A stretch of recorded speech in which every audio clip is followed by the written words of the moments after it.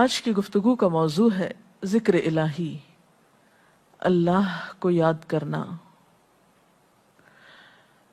اللہ تعالیٰ کو یاد کرنا خوبصورت ترین کاموں میں سے ایک کام ہے، بہترین عبادات میں سے ایک عبادت ہے۔ قرآن پاک میں اللہ تعالیٰ اس کے بارے میں فرماتے ہیں وَلَذِكْرُ اللَّهِ أَكْبَرُ، اور اللہ کا ذکر بہت بڑا کام ہے، بہت اچھا کام ہے۔ حقیقت یہ ہے کہ انسان جس چیز سے محبت کرتا ہے اس کو ضرور یاد کرتا ہے، اس کا ذکر کرتا ہے، دل ہی دل میں بھی اور زبان سے بھی، کیونکہ جس چیز کی محبت انسان کے دل میں ہوتی ہے وہ چیز زبان پر آ کر رہتی ہے۔ یہ ہو نہیں سکتا کہ ہم اللہ تعالیٰ سے محبت کرتے ہوں، دل میں اس کو یاد کرتے ہوں، پھر زبان سے اس کا ذکر کرنا بھول جائیں۔ ذکر الہی تو بندہ مومن کی زندگی میں غیر محسوس طریقے سے شامل ہو جاتا ہے۔ اس کی اس طرح عادت ہو جاتی ہے کہ انسان اٹھتے بیٹھتے چلتے پھرتے تنہائی میں سب کے بیچ میں بیٹھ کر اپنے رب کو یاد کرتا رہتا ہے، دل ہی دل میں یا زیر لب۔ وہ اپنے رب کو کسی حال میں بھی نہیں بھولتا، اور بھولے بھی کیوں؟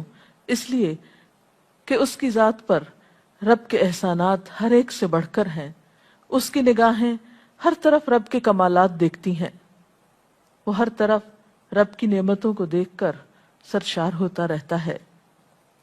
وہ جس طرف بھی نظر اٹھاتا ہے وہیں اس کو رب کی قدرت اور تخلیق نظر آتی ہے، اپنے سامنے، دائیں بائیں، اوپر نیچے، ہر طرف زمین آسمان، جو کچھ بھی بنا ہوا ہے، جو کچھ بھی پھیلا ہوا ہے، وہ سب اس کے رب کا بنایا ہوا ہے۔ پھر وہ اس رب کو کیسے بھلا سکتا ہے؟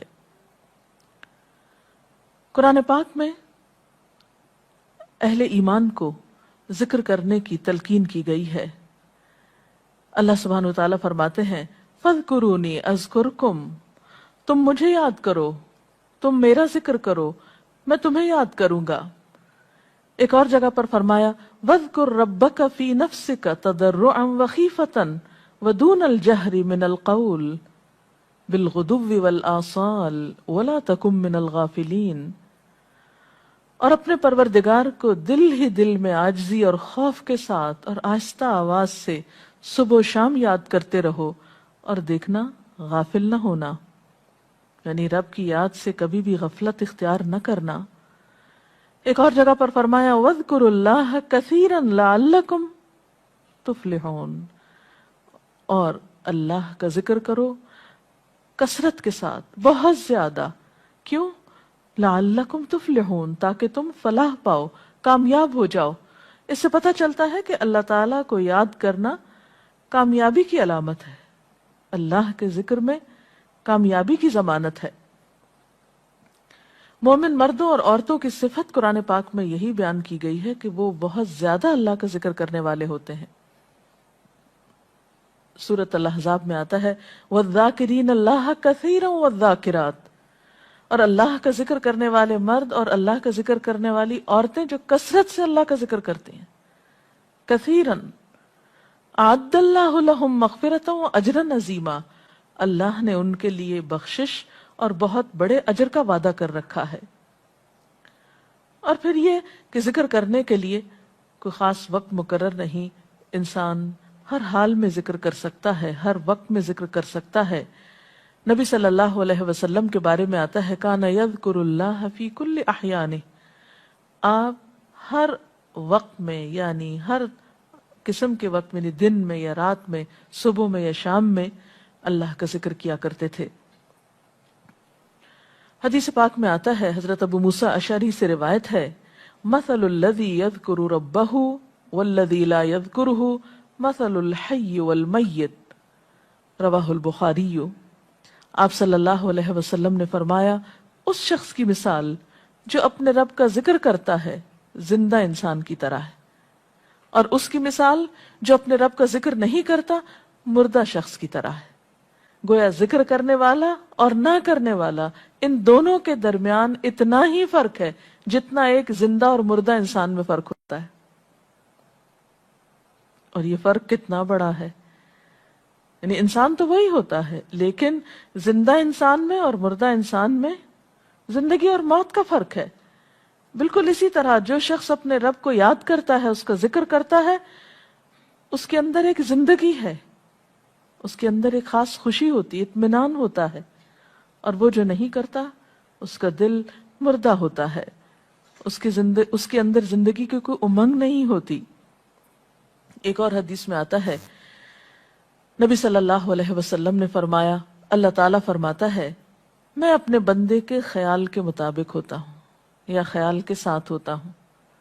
جو خیال وہ میرے بارے میں رکھتا ہے میں اسی کے مطابق اس کے ساتھ معاملہ کرتا ہوں، اور میں اس کے ساتھ ہوتا ہوں جب وہ مجھے یاد کرتا ہے. گویا ذکر کرنے والے اللہ کی مدد کے مستحق ہوتے ہیں. یعنی اللہ ایسے بندوں کے ساتھ ہوتا ہے جو ذکر کرتے رہتے ہیں. اگر وہ مجھ کو اپنے دل میں یاد کرتا ہے تو میں بھی اس کو اپنے دل میں یاد کرتا ہوں، اور اگر وہ مجھے کسی جماعت میں بیٹھ کے یعنی کسی گروپ میں یعنی پبلک میں بیٹھ کے یاد کرتا ہے تو میں اس کو اس سے بہتر جماعت میں یاد کرتا ہوں، یعنی فرشتوں کی جماعت میں یاد کرتا ہوں. تو گویا فَاذْكُرُونِي أَذْكُرْكُمْ، تم مجھے یاد رکھو میں تمہیں یاد رکھوں گا. تو جو شخص بھی یہ چاہتا ہو کہ اللہ تعالیٰ اس کو یاد رکھے، اس کی مشکل میں اس کی مدد کرے، تو اس کے لیے کیا ضروری ہے کہ پھر وہ ذکر کرتا رہے.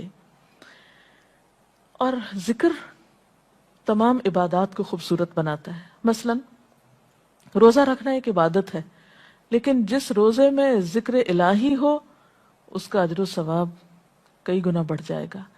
حج ایک عبادت ہے بذات خود، حج کا سفر ایک عبادت ہے، لیکن اس سفر میں انسان اگر ذکر الہی کرتا رہے تو اسی حج کا ثواب کئی گنا بڑھ جائے گا.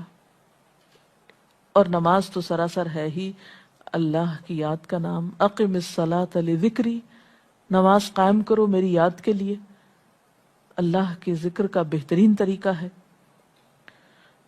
ایک اور موقع پر آپ صلی اللہ علیہ وسلم سے جب یہ پوچھا گیا کہ سب سے اچھی نماز کس کی، سب سے اچھا روزہ کس کا، سب سے اچھا حج کس کا، سب سے اچھا مجاہد کون، تو آپ صلی اللہ علیہ وسلم نے ہر بار یہی جواب دیا کہ جو اپنے ان کاموں میں ذکر الہی کثرت کے ساتھ کرے. اور ذکر کرنے والے ہر میدان میں آگے نکل جاتے ہیں. حدیث پاک میں آتا ہے نبی صلی اللہ علیہ وسلم نے فرمایا، مفردون سبقت لے گئے. لوگوں نے پوچھا کہ یہ مفردون کون ہیں؟ فرمایا وہ مرد جو کثرت کے ساتھ اللہ کا ذکر کرتے ہیں، اور وہ عورتیں جو کثرت کے ساتھ اللہ کو یاد کرتی ہیں.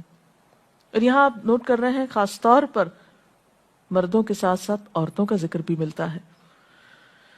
حضرت عبداللہ بن بصر فرماتے ہیں کہ ایک شخص نے عرض کیا، یا رسول اللہ صلی اللہ علیہ وسلم، بے شک اسلام کے احکام مجھ پر بہت ہیں، یعنی ذمہ داریاں بہت ہیں، کرنے کے کام بہت ہیں.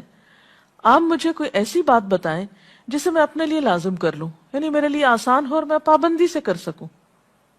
تو آپ صلی اللہ علیہ وسلم نے فرمایا، لا یزال لسانک رطبا من ذکر اللہ، کہ ایک چیز پابندی سے پکڑ لو، اور وہ کیا کہ تیری زبان ہمیشہ اللہ کے ذکر سے تر رہے، ہر دم اللہ کو یاد کرتے رہو.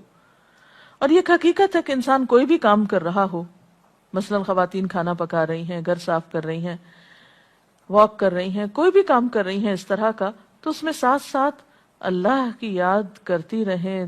سبحان اللہ، الحمدللہ، اللہ اکبر، استغفر اللہ، لا الہ الا اللہ، ان اذکار کا ورد کرتے رہیں، تو اس میں کام بھی ہوتا رہے گا اور اس کے ساتھ ساتھ اللہ کی یاد بھی ہوتی رہے گی.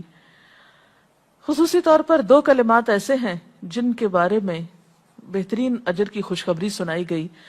آپ صلی اللہ علیہ وسلم نے فرمایا، کلمتان، دو کلمات ایسے ہیں، خفیفتان علی اللسان، جو زبان پہ بہت ہلکے ہیں، یعنی پڑھنے میں کچھ مشکل نہیں، ثقیلتان فی المیزان، میزان میں بہت بھاری ہیں، حبیبتان الی الرحمن، رحمان کو بہت محبوب ہیں. اور وہ کیا ہیں؟ سبحان اللہ و بحمدہ، سبحان اللہ العظیم. چلتے پھرتے، اٹھتے بیٹھتے، کام کاج کرتے، تسبیح پڑھتے رہنا، ذکر کرتے رہنا، انسان کے دل کو جہاں اطمینان بخشتا ہے وہاں اس کے کام کو آسان بھی کر دیتا ہے اور اللہ کی مدد بھی ساتھ ہوتی ہے. اور قرآن پاک میں ایسے لوگوں کے لیے خوشخبری ہے، الا بذکر اللہ تطمئن القلوب، سنو اللہ کے ذکر سے دلوں کو اطمینان ہوتا ہے. اور ویسے بھی میزان میں بہت بھاری نیکی ہے.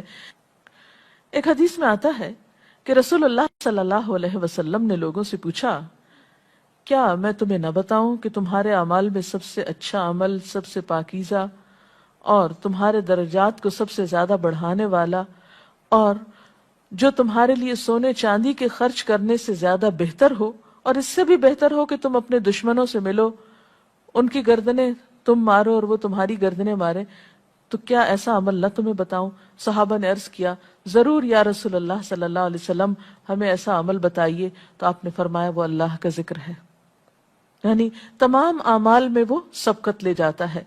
اسی طرح ایک اور حدیث میں ہے، رسول اللہ صلی اللہ علیہ وسلم نے فرمایا کہ جب بھی کچھ لوگ بیٹھتے ہیں اور وہ اللہ کا ذکر کرتے ہیں، یعنی کسی مجلس میں اکٹھے ہو کر بیٹھتے ہیں، تو اللہ کی رحمت ان کو ڈھانپ لیتی ہے، ان پر سکینت نازل ہوتی ہے. اللہ تعالیٰ ان کا اپنے ہاں ذکر کرتے ہیں.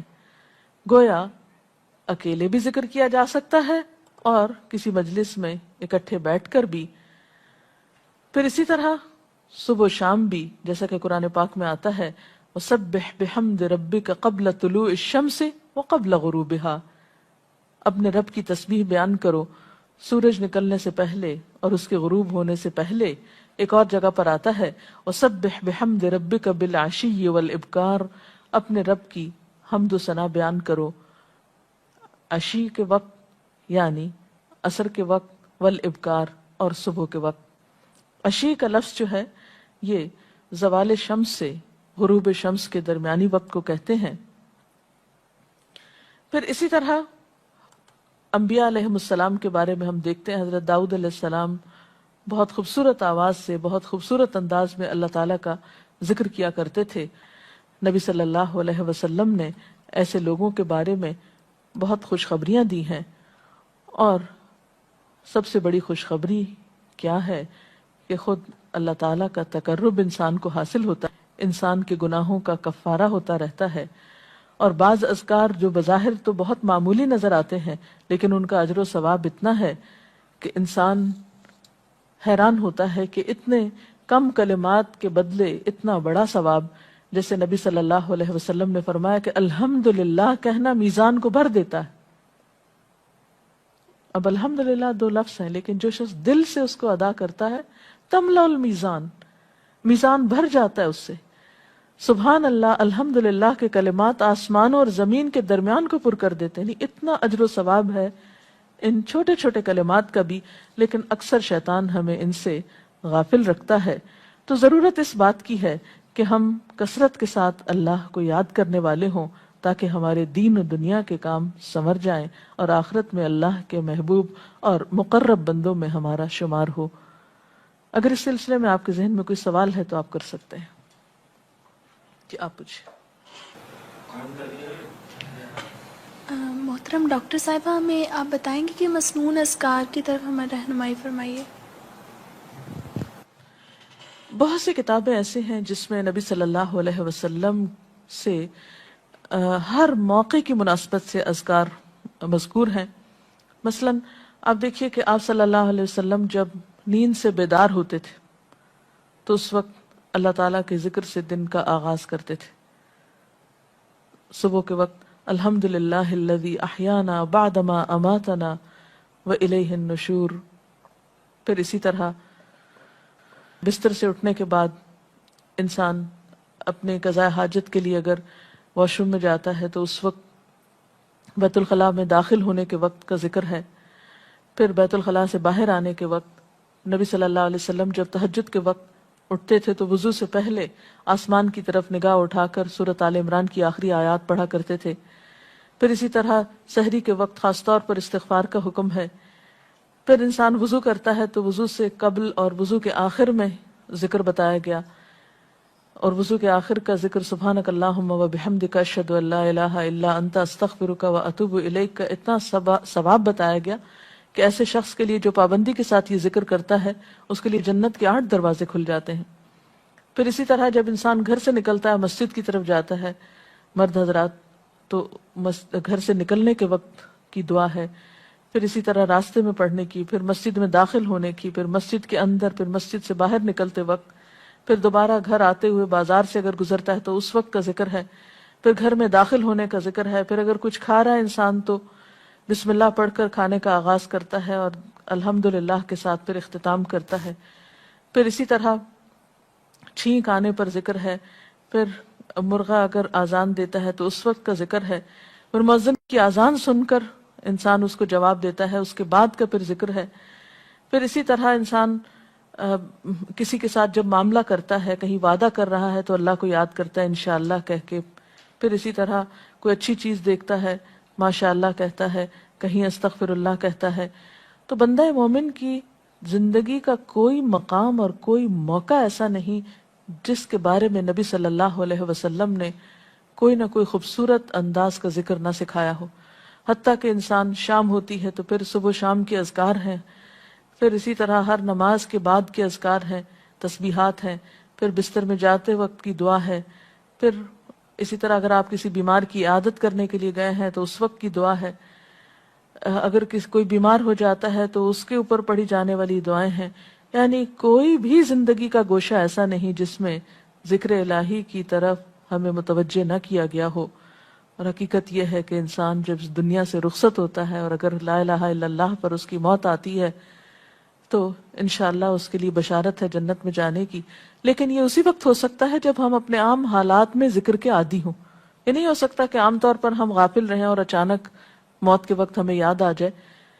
اور بات یہ ہے کہ جس خیر پر انسان دنیا سے رخصت ہوتا ہے اسی پر پھر قیامت کے دن اٹھایا جائے گا، اس لیے ذکر کو اپنی عادت میں شامل کر لینا چاہیے۔ جی آپ پوچھیے۔ ذکر اور دعا میں کیا فرق ہے؟ کیا دعا بھی ذکر میں شامل ہے یا ذکر اور دعا دو مختلف چیزیں ہیں؟ ذکر اور دعا دونوں ایک ہی چیزیں ہیں۔ ذکر کا مطلب ہے اللہ کو یاد کرنا۔ بعض اوقات انسان صرف دل میں یاد کرتا ہے، زبان سے نہیں بھی دہراتا تو وہ بھی ذکر شمار ہوتا ہے۔ بعض اوقات انسان کوئی مسنون کلمات کہتا ہے، بعض اوقات اللہ تعالیٰ کی تعریف اپنی زبان میں بیان کرنا، یہ بھی ایک طرح سے ذکر کرنا ہوتا ہے۔ اور دعا میں خاص طور پر کسی چیز کا مطالبہ کیا جاتا ہے، یہ کچھ مانگا جاتا ہے اللہ تعالیٰ سے۔ یعنی ہر دعا ذکر ہے لیکن ہر ذکر دعا نہیں ہوتی۔ ذکر کی کئی قسمیں ہیں جن میں سے ایک دعا بھی ہے۔ جی آپ پوچھیں۔ کیا ذکر کے لیے ہر وقت باوضو رہنا ضروری ہے؟ ذکر کے لیے ہر وقت باوضو رہنے کی شرط نہیں ہے۔ قرآن پاک میں اللہ تعالیٰ فرماتے ہیں الذین یذکرون اللہ قیاما وقعودا وعلی جنوبہم ویتفکرون فی خلق السماوات والارض ربنا ما خلقت ھذا باطلا سبحانک فقنا عذاب النار۔ وہ لوگ جو اللہ کو یاد کرتے رہتے ہیں کھڑے ہو کر، بیٹھ کر، لیٹ کر، اپنے پہلوؤں پر، اور کائنات میں غور و فکر کرتے رہتے ہیں، کہتے ہیں کہ پاک ہے تو اے ہمارے رب، ہمیں آگ کے عذاب سے بچا۔ تو اس سے یہ پتہ چلتا ہے کہ انسان بیٹھ کر، چلتے پھرتے اور لیٹ کر بھی اللہ کو یاد کر سکتا ہے۔ اب لیٹنے کی حالت ایسی جس میں سونا بھی شامل ہے، تو سوتے ہوئے اگر انسان ڈر جائے یا کوئی برا خواب ہے تو اس وقت بھی ذکر کرنا، مسنون ذکر موجود ہے۔ یعنی اس وقت بھی نبی صلی اللہ علیہ وسلم نے دعا مانگنے کا طریقہ بتایا کہ اب کیا پڑھو، تاکہ تم اس خواب کے خوف سے، اگر کوئی ناپسندیدہ خواب ہے تو اس سے باہر آ جاؤ۔ تو اب آپ دیکھیں کہ سو کر تو وضو باقی نہیں رہتا، اور اگر اللہ کی یاد کے ساتھ ہر وقت باوضو ہونے کی شرط ہوتی تو پھر تو شاید ہی کوئی ذکر کر سکتا ہر وقت، کیونکہ ایک مشکل کام ہے۔ وضو نماز کے لیے شرط ہے، نماز وضو کے بغیر نہیں ہوتی، لیکن ذکر آپ وضو کے بغیر کر سکتے ہیں، اور اس میں درود شریف بھی شامل ہے، آیت کریمہ بھی شامل ہے۔ ہاں افضل ہے اگر آپ کو توفیق اللہ نے دی کہ آپ وضو کے ساتھ ہیں اور وضو کے ساتھ ذکر کریں، لیکن اگر باوضو نہیں ہے تو ذکر سے آپ کو کوئی چیز روک نہیں سکتی، الا یہ کہ آپ بیت الخلاء میں ہیں، اس وقت ذکر نہیں کرنا چاہیے۔ ادروائز آپ عام روٹین کے نارمل کاموں میں اللہ تعالیٰ کو یاد کر سکتے ہیں، خواہ وضو سے ہوں یا بغیر وضو کے ہوں۔ جی آپ قرآن پاک جو ہم پڑھ رہے ہوتے ہیں تو کیا ضروری ہے کہ ہم بہت پراپرلی بیٹھ کر پڑھیں یا ہم ٹیک لگا کے یا ہم اپنے بستر پہ بھی پڑھ سکتے ہیں؟